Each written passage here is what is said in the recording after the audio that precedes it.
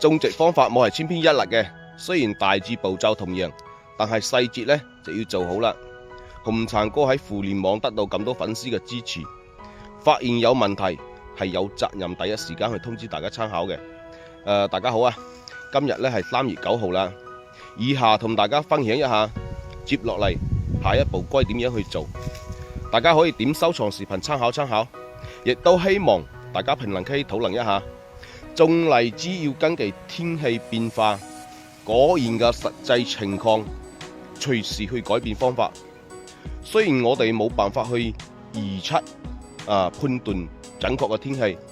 但係我哋可以睇天氣預報盡量去做好應付嘅工作。當然啦，天氣隨時會改變，但係我哋可以做嘅就係盡人事聽天命。以前俾大家嘅參考係疏花後8、9天用多效座加二鍵棚壓第5次，但係按目前嘅天氣同埋各種原因，天氣預報講10幾號會連續1個星期低溫開花呢就會放慢嘅。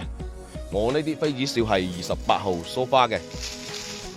而今嗰啲花粒呢仲有好多，有啲嗰啲嘅花嫩嘅呢，嗰啲花粒呢就全部跌晒啦。嗰啲嘅冇花呢就未見現類。如果而今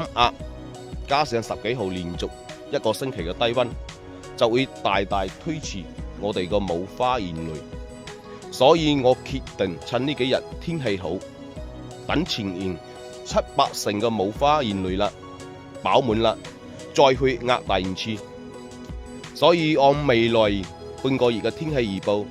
建議妃子笑疏花後前年7、8成冇花現類飽滿待開嘅時候，就好似呢張圖片咁，再去用多效座加二鍵棚壓第5次。桂味雞嘴、白糖罌先振鳳嗰啲次屬品種，少量嘅零星公花開啦，就可以用多效座加二鍵棚噴上去壓花，壓1次就可以咯，同妃子笑唔同嘅吓。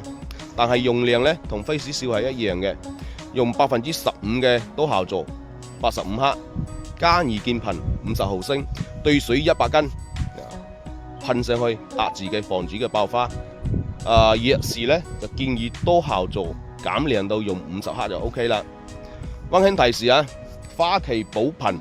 係非常之重要嘅，可以促進花粉明發，增長花粉管，延長授粉時間，提高做果率。到謝花之後啦，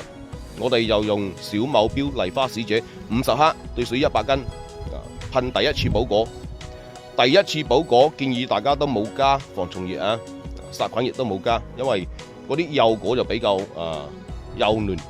對你如果用個殺菌劑殺蟲液可能會對佢有少少傷害。如果有